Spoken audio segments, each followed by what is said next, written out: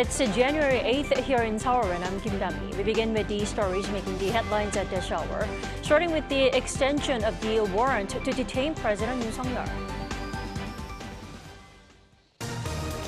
A South Korean court on Tuesday granted an extension to the warrant to detain President Yoon over his martial law declaration. With the duration of the extension unknown, an attempt to detain the troubled leader could happen as early as Wednesday. South Korean authorities confirmed for the first time that a bird strike did happen during the deadly Jeju Air plane crash, saying some feathers were found in the plane's engine. The world's biggest tech show, the CES, is now well underway in Las Vegas for firms around the world to show off their state-of-the-art technologies and products. NVIDIA CEO Jensen Huang praised Samsung Electronics' potential, saying he's confident of HBM testing success, while hinting at a meetup with SK Chairman Choi Tae-won. South Korean investigators have now been given an extended deadline to execute the warrant to detain President Yoon. And investigators say they are determined to make the second attempt successful. Our Lee Soo-jin starts us off. A South Korean court has authorized a second attempt to arrest President Yoon. The Corruption Investigation Office for high-ranking officials has announced that the Seoul Western District Court issued another arrest warrant on Tuesday evening. Both the court and the CIO, however, did not reveal the extension period. While warrants are typically valid for 7 days, as was the case with the initial arrest warrant, a judge may extend the duration if deemed necessary. The issuance of the second arrest warrant comes after it was reapplied for on Monday when the initial warrant expired. The chief of the CIO told lawmakers at the National Assembly on Tuesday that the agency would treat the second attempt as their last chance. With the determination that the second warrant execution will be the final one, the CIO will do its best and prepare thoroughly and meticulously to ensure the objective is achieved. He also apologized for the failed first arrest attempt that took place last Friday. The CIO's first attempt to detain President Yoon at his residence in Hannam-dong was met with strong resistance from the Presidential Security Service and an intense standoff that lasted more than 5 hours. With the tightening of security measures at the presidential residence after the first arrest attempt, including the installation of barbed wire and the blocking of entrances with vehicles, the investigation team is likely to increase the number of personnel for the second attempt. Investigators have also warned that they are considering arresting Presidential Security Service personnel as offenders if they attempt to disrupt the second arrest attempt. The CIO will once again lead the warrant execution. It tried on Monday to delegate the enforcing of the warrant to the police, but failed as it is not legally permitted to transfer investigative duties to another agency. Lee Soo-jin, Arirang News. So a second attempt by investigators to detain President Yoon could take place as early as today, with the investigation team more committed than ever to execute a successful arrest. Let's turn to legal expert Kim Ji-soo this morning. Welcome back, Ji-soo. Thank you for having me again. Thanks for joining us. So we know the execution of the warrant could take place as early as today, Wednesday, but why are the investigators not making the second deadline public this time? Okay, so there are two main reasons here, both legal and tactical. And first off, it's about keeping investigation confidentiality. It's a pretty standard legal strategy, especially in high-profile cases like this. Revealing the deadline, it could compromise the whole integration of operations. So they're trying to protect the sensitive details to make sure nothing gets derailed. And secondly, there's this tactical approach. Chief Prosecutor Oh Dong-un actually touched on this during a parliamentary inquiry. He said that keeping the timeline under wrap is crucial to ensure the success of the warrant execution. So if they go public with it, it's like giving the other side a playbook on how to dodge the arrest. And lastly, there's the issue of past criticism. It seems like they're trying to avoid repeating past mistakes. There were a lot of backlashes over how they handled the first attempt, so even called it chaotic. So this time they're being extra cautious to get it right. It's obvious they're under a lot of pressure to win back public trust and show that the justice system still holds up. Right, really reflects our commitment and determination to make the second arrest successful. Now, I have to ask you, how long do you think the deadline will be this time, and up to how many days usually? Typically, the validity of these warrants is around 7 days, but as the CIO mentioned earlier, they've been discussing extending it beyond the usual period with the police. And given how tough it was to execute the warrant itself, they're likely aiming for something closer to 10 days or so. And this would give them extra flexibility to address any potential challenges in executing the warrant. And it's effective as soon as the court approves it, right? Right, technically, the warrant becomes effective as soon as the court issues it. However, in this case, the initial warrant was expired, so the CIO had to request a completely new warrant. But no need to worry, because since the judge has already reviewed and issued, so the warrant is now effectively immediately. Well, do you think President Yoon will comply with the second attempt this time? What do you think? It doesn't seem like that he will comply with the arrest this time either, because his track record so far, rejecting summons, leveraging the Presidential Security Service for his physical resistance, and even filing an objection to the arrest warrant, which isn't legally recognized, shows that he's committed to resisting. And as for, is there anything that could get him to come out voluntarily? I would say it's really hard unless the situation becomes completely untenable for him. However, chances are slim, and all the options here might not even be legally feasible. Well, following the failed attempt last time, the CIO and police, they agreed to maintain their cooperation to execute the warrant against President Yoon. Now, the question is, what's essential or even necessary so that their collaboration works in an effective and orderly manner? What do you think? So first, they've got to clear up any legal gray areas. The police were hesitant before because of the potential legal risks. So it was important for both sides to agree on who does what and make sure everything's by the book. And here's the Joint Investigation Headquarters, also known as 공조수사본, seems to play a crucial role here. It is a collaborative body established by the CIO and the police to handle high-stake investigations like the December 3rd martial law cases. And for President Yoon case, the 공조본 has been tasked with managing the risk arrest and warrant and strategizing for its enforcement. And it will be clear that this body could be the main key role to collaborate the works in an orderly and effective manner. Well, in the meantime, officials who are allegedly involved in this December 3rd martial law declaration are being indicted, while the investigation into President Yoon himself hasn't even commenced yet. Would you say Yoon is thinking this is something that's working in favor? So on the surface, you might feel like the focus on indicting lower level officials might buy him time or taking the heat off him. Right. But honestly, it's probably not working in his favor at all. Moreover, these indictments are actually building a stronger cases against him. What's important to note that is that these charges against these lower officials rely on the assumptions that Yoon is the one at the top orchestrating everything. So as the trials move forward, more evidence and testimonies are going to come out, and this will play a part of a key chain that leads directly toward President Yoon. So while no investigation has started on him directly, these indictments might be laying the groundwork for a much bigger case. That sounds like a case. All right, Jisoo, thank you so much for joining us this morning. We appreciate it. Thank you.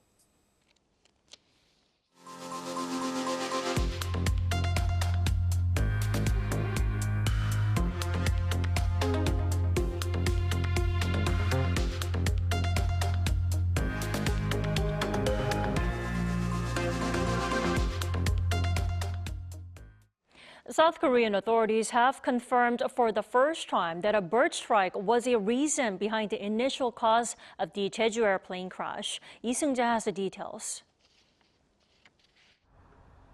The Ministry of Land Infrastructure and Transport announced on Tuesday that the Jeju Air passenger plane that crashed at Busan International Airport initially suffered a bird strike. Based on the pilot's Mayday distress call and testimony from the surviving crew members, a bird strike was pointed out as the initial cause of the accident, making it the first time the government has confirmed a cause. Lee Seung-jae, the head of the accident investigation team of the Aviation and Railway Accident Investigation Board, confirmed the bird strike during a briefing, adding that it's clear at least one of the engines was struck by a bird. He added that an investigation is still ongoing to see if both engines were affected. Given the presence of feathers in one engine, Yi said investigators reached that conclusion due to the presence of feathers in one engine, but added that such an incident does not mean an engine will immediately shut down. Amid controversy that the location of a concrete mound holding localizers at the end of the runway exacerbated the deadly result of the crash, the Transport Ministry says it was built and installed following regulations. The ministry also cited International Civil Aviation Organization and the Federal Aviation Administration regulations and pointed out that there was nothing wrong with the concrete mound, which is the base facility of the localizer. However, Transport Minister Park Sang-woo said authorities are well aware of the concerns and will swiftly improve the structures at airports in the interest of safety. The Transport Minister also announced that the government has excluded former and current senior officials from taking part in the investigation to avoid conflicts of interest and ensure a fair and objective probe.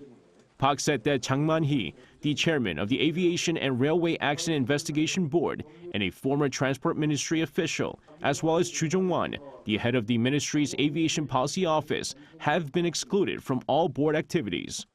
The Transport Minister also offered his resignation over the Jeju Air tragedy. Meanwhile, the damaged flight data recorder has been transferred to the U.S. National Transportation Safety Board in Washington, D.C. Data extraction will take 3 days, but experts said it may take several months to fully analyze it by matching the data with the cockpit voice recorder. Lee Seung-jae, Arirang News. Senior government and ruling People Power Party officials have decided to designate this January 27th, right before the Lunar New Year holiday, as a temporary holiday. This creates 6 consecutive days of holiday, which is hoped to boost consumer spending. The decision was made in a meeting at the National Assembly to discuss ways to improve the economy and people's livelihoods. The officials also vowed to promote the domestic financial market and conduct a clear and objective investigation into the recent Jeju Air crash disaster. Acting President Choi Sang-mok said the government will hold weekly pan-ministry discussions to address economic challenges, including South Korea's appropriate response to potential tariff increases by the new U.S. administration to boost Korea's trade competence. And the PPP's interim chairman Kwon Young-se said the party will work on new legislation to improve the economy. South Korea's current account was in the black for the 7th straight month in November. Now, data from the Bank of Korea on Wednesday showed that the country's overall current account balance in November logged a surplus of $9.3 billion. The latest figures were mainly due to imports falling more than 4% as inbound shipments of raw materials, such as crude oil and petroleum products, fell. While exports saw an on-year increase for the 14th consecutive month in November, the growth was smaller than that of the both previous month and November last year due to lower demand for cars and machinery. Samsung Electronics recorded a sluggish performance during the 4th quarter of last year. The South Korean tech giant on Wednesday reported estimated operating profits of 6.5 trillion won, or $4.5 billion for the October to December period. That's down nearly 30% compared to the previous quarter. The chipmakers said this was due to lower global demand for PCs and mobile phones, as well as higher R&D costs. Now, for 2024, the annual operating profit came to around $22 billion. That's up nearly 400% from the previous year. With CES officially off and running, the spotlight is on the groundbreaking innovations shaping the future of technology, from AI-driven advancements to up-and-coming industries like fashion tech. We connect with our Moon Hae-ryun over in Las Vegas. Hello there, Hae-ryun. Hi, Dami. It's good to hear from you. So, Hae-ryun, it's only day 1, but I believe there's been some interesting reveals and developments already. That's right, Tammy. So I'm currently standing here in one of the convention centers in Las Vegas because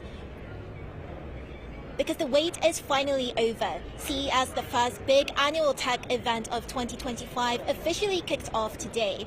But over the past 2 days, the press was invited to attend a series of conferences and keynotes ahead of the event for a sneak peek.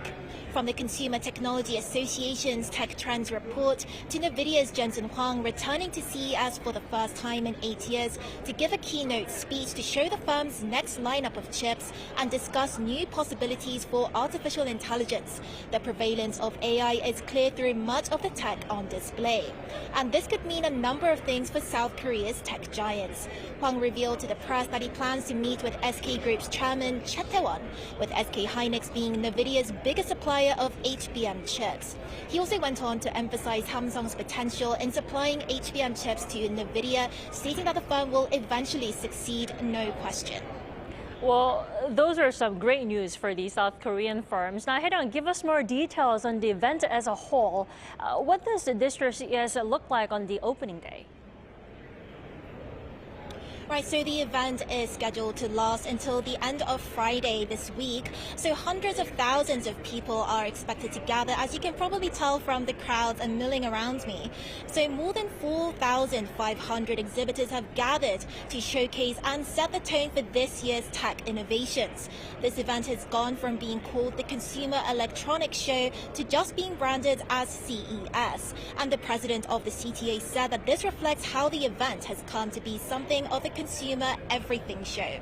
And that can be seen in the sheer variety of technology on display here under this year's theme, Connect, Solve, Discover, Dive In. So to break this down, it explores how new technologies can connect humanity and contribute to solving global issues. The center that I'm standing in right now exhibits a range of different categories like fintech, tech for building smart cities, vehicle tech, gaming, and more. The CTA laid out some particular areas of interest this year, such as digital coexistence, human security, community, and longevity. Well, then tell us, what makes this year's edition different or even stand out more than what we saw last year? I mean, what are some new things that we can look forward to at CES 2025? Well, Tammy, as you know, tech is an ever-evolving sector. So while artificial intelligence was just as prevalent at last year's CES, generative AI is probably what's behind most of the booths here tonight. There are some new programs, however, this year that put the spotlight on 3 tech categories. So this includes mobility, quantum computing, and energy transition. Quantum computing was described as the next big development to come by the CTA. If the 2020s is the intelligence decade, then the 2030s will likely be the quantum era. There are exciting developments for mobility too, particularly as connectivity and sustainability become increasingly important, and the same applies to energy transition. Another highlight of CES is the Innovation Awards program that honors what are deemed outstanding innovations in design and engineering. And there are some new categories added this year, such as fashion tech and pet tech. Fashion tech is usually associated with smartwatches and fitness gear, but the CEO of Myant, this year's Best of Innovation honoree for fashion tech with its revolutionary textiles and clothing that integrates AI to monitor health conditions across the entire life cycle, says that it's more than something that's gimmicky. It's going to go to a very serious level of relationship between humans, all humans, and fitness and health, all of them in one, because we're all wearing textile all the time. And with an increasingly large market for pet products, pet tech is another fast-growing sector. This year's Best of Innovation honoree in pet tech, Pawport, aims to address what pet owners want for their pets, such as comfort and safety for both parties. Pets are a big part of everybody's family. Everybody loves their pets. We've got all this tech for our kids and everyone else, but people are trying to bring convenience and safety and fun into the pet space, which is important for a lot of people. And that's all I have for now, but I'll be back in a later newscast with updates on all the exciting tech that's on display here. Back to you, Tammy. All right, we'll look forward to that, Hae-ryung. That was our Moon Hae-ryung reporting live from Las Vegas. Now, in other news, South Korea's largest carmaker, Hyundai Motor Group, is launching a service that allows consumers to purchase cars directly from the U.S. e-commerce platform Amazon. The announcement was made during a press release on Tuesday, and it came as the carmaker announced a strategic partnership with Amazon at the Los Angeles Auto Show in November 2023. After about a year of preparation, the two companies established a system that allows cars to be sold on Amazon Autos. Now, through this service, consumers in the U.S. can easily receive financing, make the payments, and pick up the car at a Hyundai dealership of their choice. Now, Hyundai Motor Group is the first to launch such a service with Amazon in the auto industry.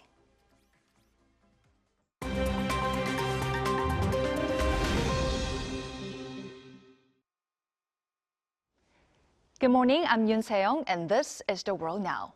We begin in the U.S. President-elect Donald Trump has stated that he will not rule out the use of military or economic measures in pursuing control over the Panama Canal and Greenland. Speaking at press conference at his Florida resort on Tuesday local time, Trump responded to questions on the matter by saying that the U.S. needed Greenland for national security reasons. When asked if he would guarantee refraining from the use of force, he said he couldn't commit to that. He further remarked that tariffs might be imposed on Denmark if it rejects the proposal to acquire Greenland. This statement comes shortly after his son Donald Trump Jr. arrived in Greenland. In response, the Danish Prime Minister Mette Frederiksen said Greenland's future will be decided by Greenland, reiterating that the autonomous Danish territory is not for sale.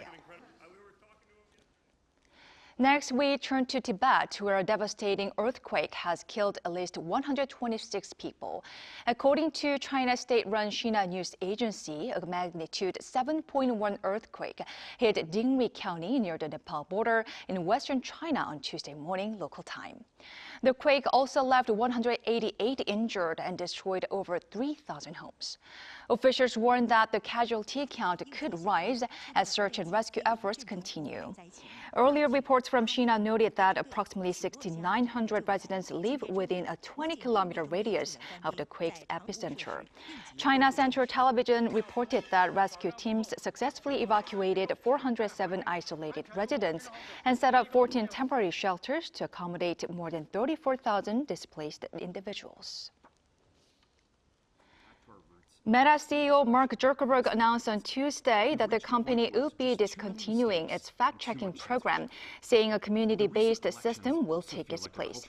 Zuckerberg also revealed changes to content moderation policies, particularly regarding politically sensitive topics. The company is modifying or reversing policies that reduce the amount of political content on users' feeds. The adjustments will apply across Meta's major platforms, including Facebook, Instagram, and Threads. Zuckerberg also further criticized governments and traditional media for increasingly pressuring platforms to enforce censorship. He emphasized that Meta will streamline its policies to prioritize free expression on its platforms. Finally, to Syria, where the first commercial flight since the fall of Bashar al-Assad and his regime landed at Damascus International Airport on Tuesday local time. The airport had been closed for 1 month after Syrian rebel forces ousted Assad, but the occasion was also marked by the resumption of flights by carriers that had stopped services. They include Qatar Airways, which operated the first flight to land on Tuesday from Qatar to Syria, marking the first such operation in 13 years since the outbreak of the Syrian civil war in 2011. That flight was greeted with celebrations, with some passengers returning to their homeland for the first time in over a decade.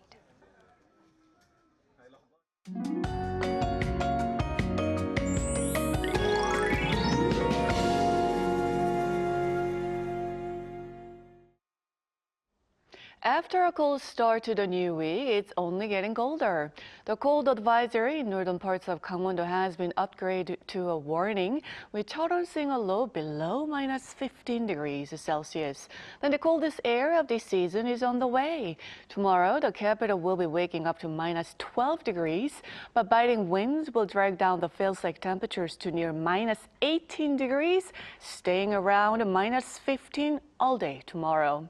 Meanwhile, Jeolla-do and Jeolla-do Provinces continue to see on and off heavy snow. Expect to see 20 centimeters of more snowfall in the area, with a heavy snow advisory remaining in place. Now, afternoon highs in Seoul gets up to 0. Daegu tops out at 5 degrees. Windy and dry conditions continue on the east coast. Now, Jeolla-do looks like seeing more wintry precipitation through the end of the week, and the extreme cold snap will subside on Sunday. That's Korea for you, and here's a look at the international weather conditions.